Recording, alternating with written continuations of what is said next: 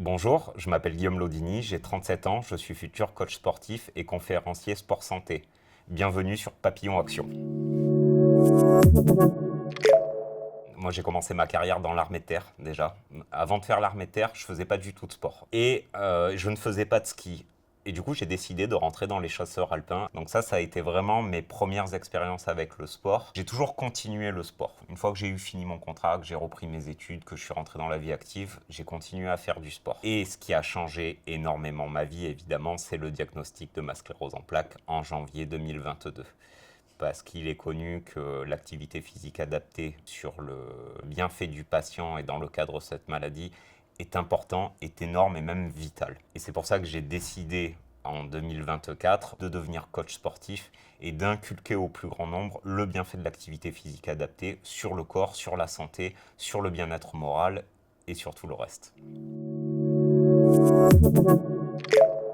La sclérose en plaques est une maladie inflammatoire qui touche le cerveau et la moelle épinière. Elle peut provoquer des lésions donc, au niveau du cerveau et de la moelle épinière. Elle va provoquer des perturbations motrices, sensitives, visuelles et cognitives. Moi, ça a commencé en décembre 2021, donc quelques mois avant mon diagnostic. Je suis parti en déplacement professionnel sur Paris et je me suis retrouvé paralysé côté gauche. Donc j'ai fait ce qu'on appelle de l'hémiparésie. J'ai le bras et la jambe côté gauche qui se sont complètement bloqués, comme finalement si je faisais un AVC ou un AIT. Le lendemain, cet événement s'est reproduit, ça a duré pas plus de 10 secondes, et dans ma grande intelligence, j'ai rien dit à mes collègues de boulot et j'ai repris le train pour rentrer sur Aix-en-Provence, là où j'habitais à l'époque. Et en fait, j'ai pas eu le choix que de passer des examens, puisque l'anecdote, c'est que ma compagne de l'époque que j'avais rencontrée 2 mois auparavant était neurologue. Donc c'était la première fois de ma vie où j'étais avec une neurologue, mais elle a vu tout de suite que quelque chose n'allait pas et elle m'a demandé de passer des examens complémentaires. Donc là, tout de suite, après cet examen, je ne sais plus si c'est un IRM ou un scanner, le médecin m'a dit, vous avez des inflammations de la substance blanche. Donc déjà, ce terme est incompréhensible, mais on me pose le constat, on me pose ce fait-là, que j'ai des inflammations dans le cerveau et que je vais devoir passer des examens complémentaires. Donc on évoque pour la première fois le terme de sclérose en plaques. Évidemment, je m'effondre, je me mets à pleurer parce que j'associe la sclérose en plaques avec une maladie extrêmement grave. Je le rapproche plutôt de la maladie de Charcot où je vais me retrouver en invalidité au bout de quelques mois, donc ça me fait très peur. Et au final, j'ai pas le temps de passer les examens complémentaires puisque je rentre chez moi et je m'effondre au sol. Je fais ce qu'on appelle de la dystonie. Je me retrouve complètement paralysé, j'ai un choc électrique côté gauche de mon corps et j'ai mon bras et ma jambe qui se referment et je tombe au sol parce que je fais 2 ou 3 crises. C'est mon voisin qui vient me ramasser par terre chez moi et c'est les pompiers qui viennent me chercher. Donc dès le 3e jour, je finis aux urgences hospitalisé. Et le diagnostic a été très très rapide puisque en janvier 2022, donc un mois après, on me diagnostique d'une sclérose en plaques récurrente rémitante, qui est la forme la plus courante de la maladie. Donc moi, la sclérose en plaques, au quotidien, elle est largement supportable. Ce qui a changé énormément au final, c'est mon mode de vie. Quand on est cadre, quand on travaille dans un bureau, quand on travaille dans une société, on a des horaires plus ou moins fixes. On commence le matin, on finit le soir. Pour moi, ça a été très difficile et c'est encore difficile aujourd'hui. C'est qu'il y a des moments où je suis fatigué. Une fois que j'aurai dormi, je vais me sentir mieux, je vais aller au sport, je vais reprendre mes projets que je suis en train de travailler, je vais reprendre l'ordinateur. Mais j'ai besoin aujourd'hui de cette flexibilité d'emploi du temps. J'ai beaucoup de mal à rester assis plusieurs heures d'affilée. J'ai beaucoup de mal à avoir des horaires fixes. Donc pour moi, le meilleur moyen, je pense, c'était de lancer mon activité, de me mettre à mon compte et de gérer mon emploi du temps en fonction de cette maladie. Les symptômes sont très différents pour chaque personne. Chacun appréhende sa maladie d'une manière différente. Certains vont continuer le même mode de vie qu'ils avaient avant. Ils vont continuer, ils vont pas faire plus de sport, ils vont continuer à sortir et ils vont bien se porter. Moi, c'est moi, Guillaume Laudini, qui ai décidé aujourd'hui de changer mon mode de vie parce qu'il ne me convenait plus.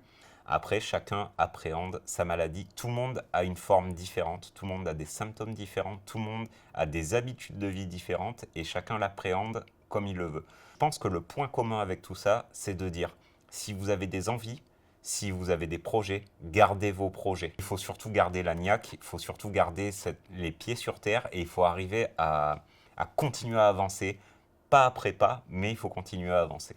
Ce n'est pas une fatalité et ce n'est encore moins une finalité. Alors moi, tous les matins, je me lève de manière très positive, ce qui n'était pas le cas avant. Ce qui va paraître bizarre, c'est que cette maladie, pour moi, cette pathologie est une deuxième chance. Cette sclérose en plaques, je la remercie puisqu'elle a changé complètement ma vie, ma manière d'appréhender les choses, ma manière de me réveiller le matin.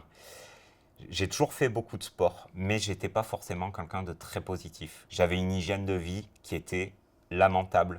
Je parle de ce cercle vertueux parce que j'ai été diagnostiqué, j'ai continué à faire beaucoup de sport, mais au fur et à mesure, depuis 2 ans, j'ai commencé à réellement prendre soin de moi. Je mange équilibré, j'ai arrêté complètement l'alcool. Et voilà, ce cercle vertueux, c'est je vois que le discours que je porte sur le sport et la maladie fait du bien aux autres, et ça m'a donné d'être en vie aussi dans un meilleur état, de prendre encore plus soin de moi.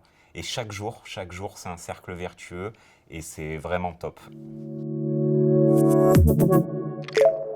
En janvier 2022, quand j'ai eu le diagnostic, la première chose qui est mise en place, évidemment, c'est un protocole médical avec mon neurologue. Donc pour moi, le plus important, c'était d'écouter mon neurologue, de savoir ce qu'il était possible de faire. Je m'inscris au marathon de Paris. Je ne suis évidemment pas prêt, même si je fais beaucoup de sport, je ne suis pas entraîné pour le marathon. Et je me dis, tu as une sclérose en plaques, ça tombe bien, tu vas faire le marathon de Paris. Donc ça a été le premier événement sportif qui a fait que j'ai commencé à porter ce discours positif autour du sport et de la maladie. Et je l'ai écrit sur les réseaux sociaux. Et ça a été mon premier pied dans la communication sur ma maladie et sur le fait de rester positif. Et depuis, ça ne s'est pas arrêté en fait. Et au fur et à mesure, je me suis de plus en plus impliqué dans le bienfait de l'activité physique, dans les réseaux sociaux, intervenir auprès de neurologues pour raconter mon expérience, monter sur la scène du TED pour raconter mon histoire. Ça a été énormément d'étapes, mais toujours dans le même sens et de plus en plus positif. Donc il y a eu une grosse évolution en fait de la vie même médicale sur le sport et la sclérose en plaques. Il y a des années, il y a plus de 10 ans, plus de 20 ans, on disait tu as une sclérose en plaques, reste chez toi, reste sur ton canapé, repose-toi, ne va pas te faire mal plus. Aujourd'hui, clairement, l'activité physique adaptée est recommandée dans le cadre d'une sclérose en plaques ou d'une affection longue durée. Évidemment, ça a des impacts sur le quotidien, mais ça va être possible. À partir de ce moment-là, je me suis dit, ok, il n'y a pas de souci, alors je vais continuer à vivre ma vie. Attention aux gros efforts, vraiment aux compétitions où je vais me retrouver avec du soleil à 35 degrés au-dessus de la tête. Ça peut être dangereux. Après, je suis accompagné, je suis entraîné. Mais voilà, on m'a dit, fais attention, ne fais pas des compétitions quand même où tu vas trop souffrir. Vraiment, je fais appel à tous les professionnels du secteur pour pouvoir m'aider à continuer à faire ces compétitions-là. Quand on est diagnostiqué d'une sclérose en plaques ou d'une autre affection longue durée, d'une maladie, on passe par plein d'étapes différentes. En général, il y a 5 phases ou 5 étapes avant l'acceptation. Moi, j'ai eu la chance de ne pas passer par ces 5 étapes et d'accepter assez rapidement et d'en parler assez facilement. Si demain vous êtes diagnostiqué d'une maladie, d'une sclérose en plaques ou autre, posez-vous les bonnes questions, faites-vous accompagner, n'ayez pas peur d'être accompagné, n'ayez pas peur d'en parler. Et surtout, trouvez ce qui vous permet de vous lever tous les matins. Continuez à garder cet espoir, cette motivation, continuez à rêver grand. Pour chaque sclérose en plaques, il y a un patient. Pour chaque patient, il y a une sclérose en plaques différente. On n'a pas tous les mêmes moyens physiques, on n'a pas toutes les mêmes ambitions, les mêmes envies, les mêmes budgets. Il y a plein de choses qui rentrent en compte, mais continuez de rêver, c'est ça que j'ai envie de vous dire. Il n'y a pas d'âge, j'ai 37 ans, je continue à rêver, je continue d'avoir plein de projets. Croyez en vous, croyez en vos capacités. Évidemment, ce message s'adresse aussi, pas que aux patients, mais à tout le monde, à tous ceux qui nous écoutent.